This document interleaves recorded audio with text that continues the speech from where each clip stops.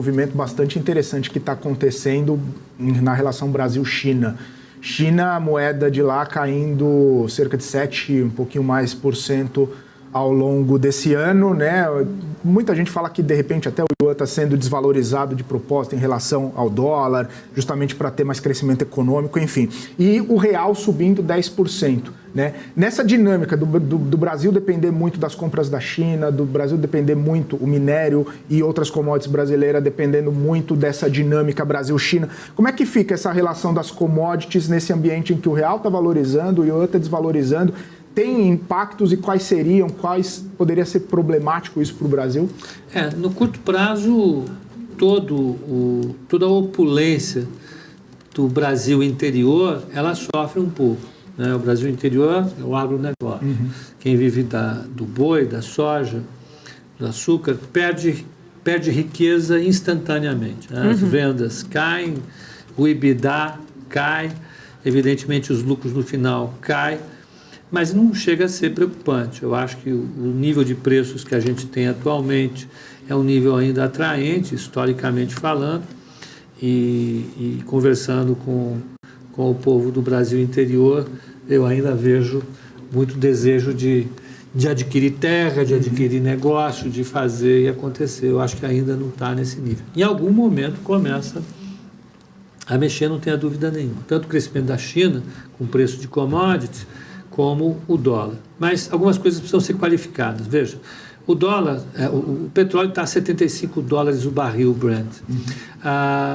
O minério de ferro, ele está a 113, 114 dólares a tonelada. Ele se mantém acima de $100 a tonelada. O boi caiu bastante, mas ele ainda está num patamar histórico a elevar.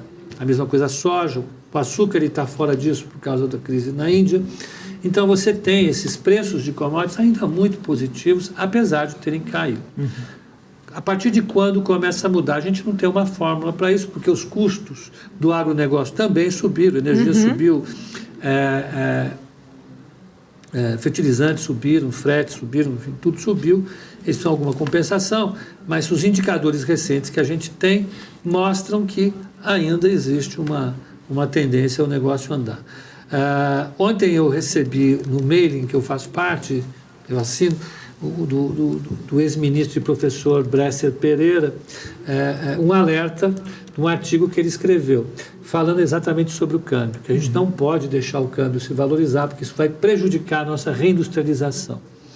Então, junto a tudo isso, eu digo, em algum momento vai haver uma pressão sobre o governo e sobre o Banco Central para começar as compras de dólares, para recompor as nossas reservas internacionais, sobretudo para parar a valorização do câmbio. Então, quem vai pressionar é quem está perdendo valor, o Brasil interior, e quem quer a reindustrialização. Vamos lá, são os desenvolvimentistas que têm um diálogo importante no governo, tem representantes importantes no governo, todo o Ministério do Desenvolvimento, Indústria e Comércio é desenvolvimentista, uma parte, não é todo, uma parte. No Ministério da Fazenda todo mundo é desenvolvimentista. Em algum momento o Roberto Campos Neto vai receber reclamações pedindo para comprar dólar, porque o dólar está se valorizando demais. Então a gente tem que ficar atento a isso. Tudo isso para dizer, existe, claro, os setores mais dinâmicos do Brasil estão ligados ao agronegócio e daqui a pouco vai ter choradeira. Não tem como. No fim das contas, real valorizado não agrada grande parte de alguns setores. Alguns setores poderosos, como o agronegócio, que é a maior frente parlamentar do Brasil. Sim. Exato. Seja porque eles têm uma representação forte, seja porque todo político acaba virando um homem do agronegócio. Mas, de fato, você tem sim uma pressão a qualquer momento. Eu vou dar um chute, eu acho que no 4,50 esse sofrimento vai ficar insuportável. Dá um repique. E o Banco Central vai começar a ver ali uma caravana de gente do campo indo para lá reclamar junto com o pessoal da Unicamp.